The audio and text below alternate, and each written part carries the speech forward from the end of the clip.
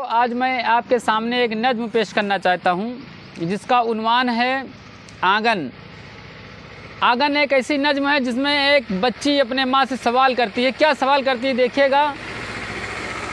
मेरे बचपन का घर प्यारा प्यारा, मेरे बचपन का घर प्यारा प्यारा, मैं थी घर की आँखों का तारा।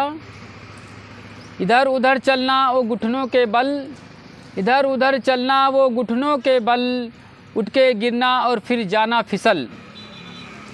मेरे बचपन की वो सब यादें, मेरे बचपन की वो सब यादें, रिमझिम मौसम की वो बरसातें।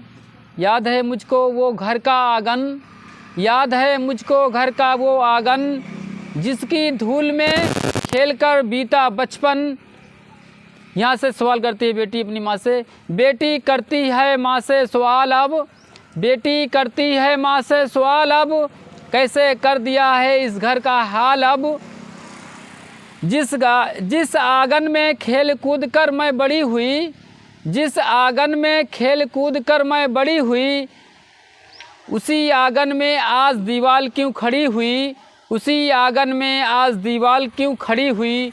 मेरे बचपन का प्यारा प्यारा, मेरे बचपन का घर प्यारा प्यारा, मैं थी घर की आँखों का तारा। दोस्तों ये नज़्म कैसी लगी शेयर करिए, कमेंट करिए और हमारे चैनल को ग्रो दीजिए। आपका सपोर्ट ही हमारी कामयाबी है।